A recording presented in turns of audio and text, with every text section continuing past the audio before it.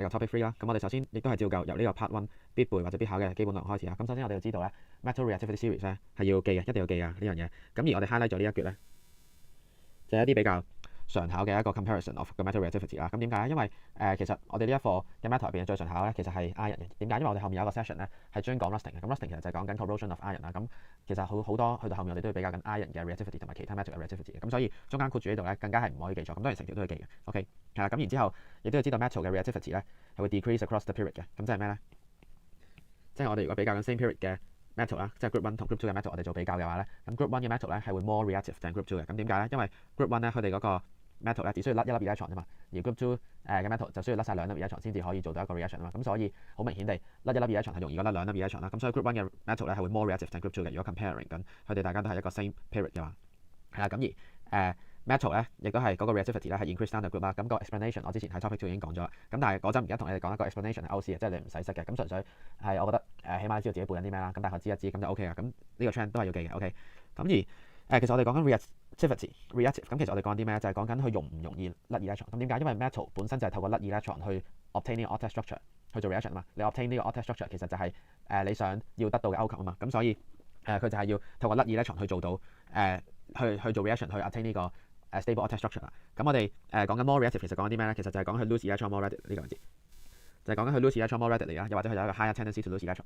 咁記住如果我哋比較緊兩個 metal 嘅 reactivity 嘅話，我哋一定要用一啲比較意識嘅，即係譬如一啲比較字眼，即係譬如 more reactive 嘅 more 啦 ，lose electron more readily 嘅 more，或者 higher tendency to lose electron 嘅 higher 啦。咁因為 DSE 嘅 marking 咧係有陣時會講明話，如果你冇比較意識嘅話咧，佢唔會俾分你嘅。咁點樣 show 呢個比較意識咧？就用呢啲比較字眼啦，即係我哋講 group 1嘅 metal 係 more reactive than group 2嘅 metal 啦。咁佢 lose electron more readily and has a higher tendency to lose electron。咁呢啲就係一啲比較意識啦。咁答題上記住要寫翻啦。咁而另一個 concept 我哋要理解嘅咧就係一個 more reactive 嘅。首先一個 metal 啦，如果佢越 reactive 嘅話咧，即係話佢越係 less stable 嘅，係相等嘅。more reactive 係等於 less stable嘅。而第二樣嘢要理解嘅咧就係 the more reactive the metal，the less reactive is compound。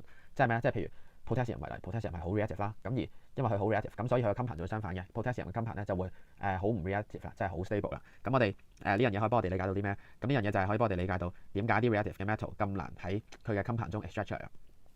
咁而 extraction method 之後我哋就會讀呢個 metal 嘅 extraction method 啦。咁就係有幾種嘅，第一種就係 electrolysis of molten ore 啦。咁一定要講明係 molten 啦，唔講明咧就冇分㗎啦。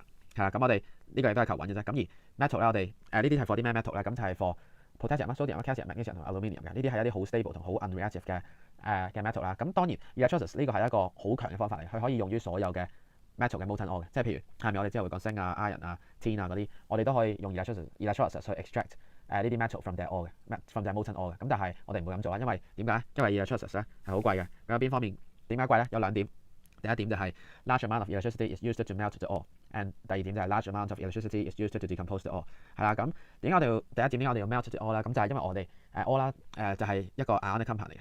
係啦，咁而呢啲 ionic compound 咧要係即係我哋 topic 都讀咗啦，你 ionic compound 咧要係 molten state 先至會講得到 electricity 嘅。咁點解？因為佢 solid state 嘅時候，佢雖然有 iron，但係佢唔係 mobile 啊嘛。我哋呢度做翻一個 recall 啊，就係因為佢 solid state 嘅時候咧，佢雖然有 iron，但係啲 iron 唔係 mobile 嘅。咁但係當你係 molten state 又或者 aqueous state 嘅時候咧，咁你嗰啲 iron 咧就真係 mobile 啦。咁你真係 mobile 嘅時候，咪可以 conduct 到 electricity 咯。咁啊 electrolysis 咧呢個電解你係需要 conduct 到 electricity，即係一個 complete circuit 你先至可以做到嘅。咁所以 that's why 我哋需要大量嘅電去溶咗嗰個ore去啦。咁我哋就可以令到佢 conduct 到 electricity， 咁就可以做到 electrolysis。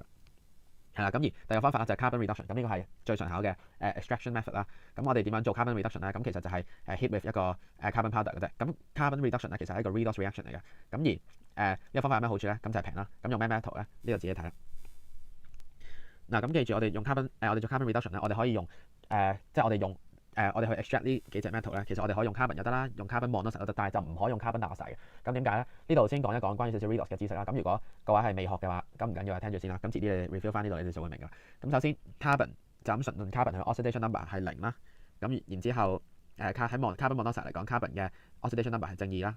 咁而 carbon dioxide 嘅 carbon 喺 carbon dioxide 入邊個 oxidation number 就係正4啦。咁而 oxidation number of carbon 喺 carbon dioxide 係正4嘅話咧，佢就唔能夠再 further increase 喎，即係佢 oxidation number 唔能夠再 further increase 喎。咁所以個 CO2 就唔可以再去 reduce 其他人啦，因為佢唔可以再做 oxidation 啦。OK， 咁所以我哋extract 呢啲 metal 嘅時候咧，我哋可以用 carbon 做嘅 carbon powder 啦，亦都可以用 carbon monoxide 做，但係就唔可以用 carbon dioxide 做嘅。係啦，咁當然 hydrogen 咧其實係可以嚟 replace 到 carbon 嘅，即係譬如一個 metal oxide，我哋加 H2 落去咧，我哋係可以 extract 到個 metal 同埋個 product 就會有埋水啦。咁但係要留意嘅就係 H2 咧係唔可以用嚟 reduce zinc oxide into zinc 嘅，即係換言之，佢唔可以用嚟 extract zinc 嘅。咁但係 carbon 同埋carbon monoxide 咧就可以。咁點解？因為 hydrogen 係一個 weaker reducing power 啦。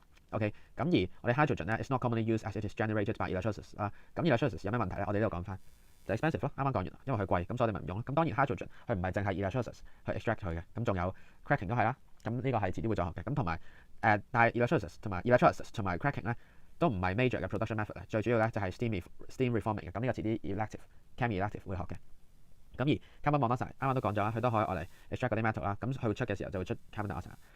係啊，咁但係我哋要留意啦。咁呢個 carbon dioxide 唔係 carbon reduction 咧，其實係 reduce 緊個 oxide 去個 metal 嘅。咁第二點要留意嘅咧就係，如果原先嗰個呢啲 metal 嘅 ore 咧，佢唔係 metal oxide 嚟嘅，問得太深色。如果佢唔係 metal oxide，即係譬如佢可能係 zinc sulfide 又或者其他 metal nitride 嘅話咧，咁首先我哋要點做啊？其實我哋最後 eventually 我哋都係用緊 carbon reduction 嘅 method。咁但係一開頭咧，我哋會喺空氣度燒一燒先，令到佢嗰個譬如 zinc sulfide，令到佢 zinc sulfide 燒一燒之後會變咗做 zinc oxide 嘅。咁之後 zinc oxide 我哋咪可以 undergo 呢個 reaction 啦，又或者carbon reduction 啦，咁就可以 extract 翻個 metal 啦，就係咁嘅啫。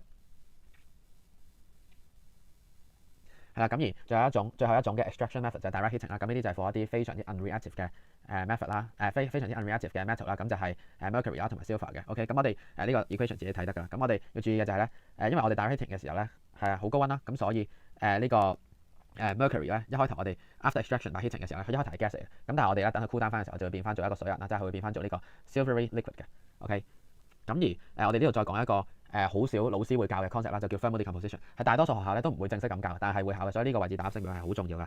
咁 thermal decomposition 首先我哋用 enthalpy 嘅 concept 講一講，咁其實佢就係佢一定係必然係一個 endothermic reaction 嚟嘅。OK， 咁佢大概係咩咧？就係一個 reactant is broken down，one reactant is broken down into two or more products under heating 啦。咁而我哋睇呢個為例啦，一個 reactant 燒一燒佢啦，嗱呢度有3個人，佢就會變咗做 two or more products 啦。咁所以係 thermal decomposition。咁但係呢度咧就唔係，因為係兩個 product 做緊 reaction 嘅。兩個 reaction 做緊 reaction 嘅 ，OK， 咁然之後 thermal decomposition 咧，你要識嘅人都喺度啦，記晒佢，呢個真係好重要嘅，亦都好少老師會教啦。咁我哋首先要知啦，呢啲全部都要 heating 嘅 ，OK， 唔問啦。係啊，咁 metal carbonate， 如果你燒佢嘅話，佢就會變咗做 metal oxide 啦，同埋 CO2。咁有啲咩例外咧？除咗 group 1 metal， 即係話 group 2 metal 啊嗰啲都可以嘅，即係譬如 calcium carbonate。如果各位記得 lime cycle 嘅話咧，你 calcium carbonate 燒一燒佢咧，佢會變咗 calcium oxide。咁其實佢都係做緊 thermal decomposition 嘅。咁而 metal hydroxide燒一燒佢都可以變做 metal oxide 同埋 water 啦。咁除咗 group 1 metal 啦，咁 metal hydrogen carbonate 燒一燒佢就會變 metal carbonate 再加 CO2 再加 H2 啦。呢個就冇 exception， 所有 metal 都做到，即係包括 group 1 metal 都做到嘅。即係譬如 potassium hydrogen carbonate 燒一燒佢，佢會變做 potassium carbonate、carbon dioxide 同埋 water 嘅。係啦，咁而 metal oxide燒一燒佢變做 metal 加 O2 咧，咁呢個就係淨係 for mercury 同埋 silver 啫，即係呢度其實就係呢個 extraction method 嚟嘅啫，就係相等嘅呢度同埋呢度。係啊，咁而 cracking of alkane 啦，我哋遲啲應該係 topic 5啦，我哋會學 carbon compound 啦。咁我哋有個 process 好重要嘅 cracking， 有好多嘢，好多 marking scheme 我哋嘅框架我哋都準備咗。咁但係我哋呢度大概講一講啦。cracking of alkane 都係屬於 thermal decomposition 嘅。咁同時要記住啦，係 thermal decomposition 一定係 endothermic嘅。